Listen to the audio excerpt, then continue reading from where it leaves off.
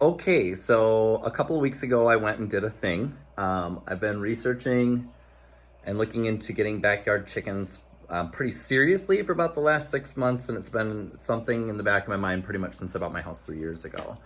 And there's been a surprising amount of interest from different people in different parts of my life. And so I try to take videos and send people stuff, and some people are more into it than others, but I'm having a really hard time keeping track of who I've sent what to. So I'm gonna start taking just videos because in the 2 weeks I've already had the first four girls, they've grown a lot. And it's only been a week since the other four have arrived, and they've already grown a lot. They're not the cute little puffballs they were when they first arrived. They've got feathers and stuff. So we're gonna hop in the bathroom, which is where I've set up my temporary brooder, and take a peek and see what's going on with the babies. Hello, ladies. Hello, ladies. It's Mama. Yeah, it's Mama Daddy. They're so cute. It's hard to take video through this screen. I've already determined that. And the video, unfortunately, does not give us very good... The red comes through from their brooder light way more than anything else. And yes, today is pen cleaning day. I was going to maybe wait until I had to get rid of two of them, but we're just going to have to do it quicker, because if you don't know anything about chickens, the one thing you'll learn pretty quick is their poop machines, which is kind of my primary interest for having them. My husband's huge into eggs. We go through at least a dozen eggs or more a week. He just eats them almost every day. So the eggs are mainly for him. I like them for a couple of the other reasons to have them around. So they're very, very good. You can give them pretty much any kind of kitchen scraps you like to, except for onions, and there's a couple other random little things, but they're really, really good for composting because they do a more direct job of it. So they're gonna eat the stuff, poop out some eggs for you, and then poop out some poop for your garden. So if you grow vegetables and stuff, it's great fertilizer. Can't put it on direct, it burns stuff. So you do have to kind of compost it a little bit, but it's much closer to the finished product. That, and they're ferocious predators when it comes to like certain insects. And I've heard from a few different sources more recently that they particularly love Japanese beetles, which we have a problem with in our yard. They like certain flowers, and have just decimated things. It's been a struggle for Neil and I in the last couple of years. So I plan on, after I build their coop and a little run that's built in, I'm gonna have a little portable PVC chicken tractor. So PVC, kind of like that stuff there. And they're really lightweight. I'm gonna make it big enough to fit to the 6 girls I'm allowed to have in my city. And it'll be, I'm working from home now permanently. So on my breaks, I'll be able to hop outside and then move the chicken tractor around the yard, put them closer to the plants that may be having a pest problem. They're really great at getting bugs, all kinds of other stuff, like ticks. They're just great pest control in a kind of more natural way.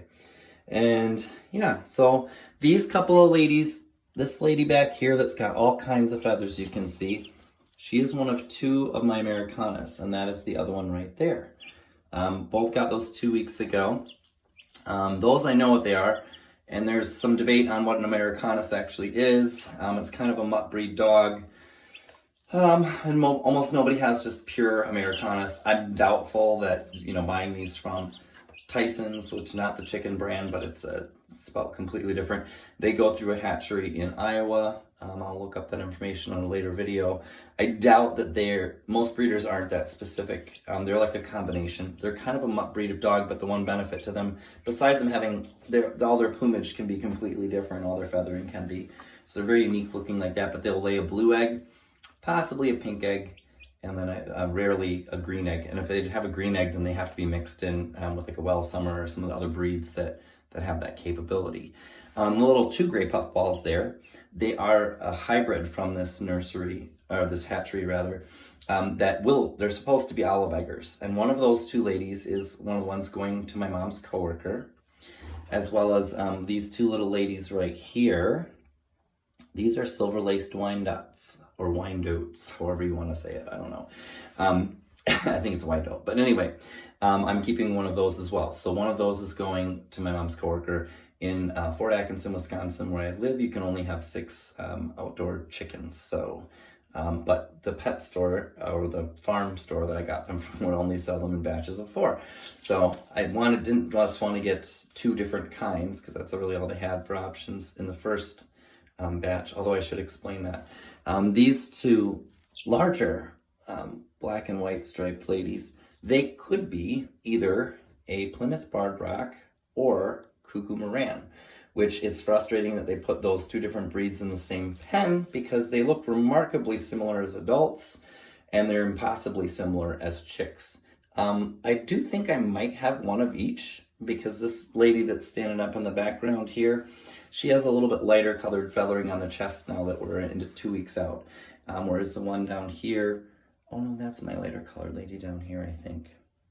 And this one has a darker. Anyway, their chest coloring is slightly different. So I am hoping I have one of each of them, but these are the ladies, and it's funny they're chilling out with me in here talking because in the first week, pretty much anytime they'd hear me speak, they'd be running around for the cage like it would freak them out, terrify them. Same thing when you flush the toilet in here, they'd lose their little minds, but they're becoming more accustomed to us. And we're just, I'm picking them up at least once a day. You have to inspect their backsides for poopy butt. That's a whole thing for another video too, I suppose. Not the fun part of having chickens for sure, but now it's funny just coming in here and talking to them all the time when I'm in here. They seem to be more relaxed. Certain ones come to the cage it's quite adorable.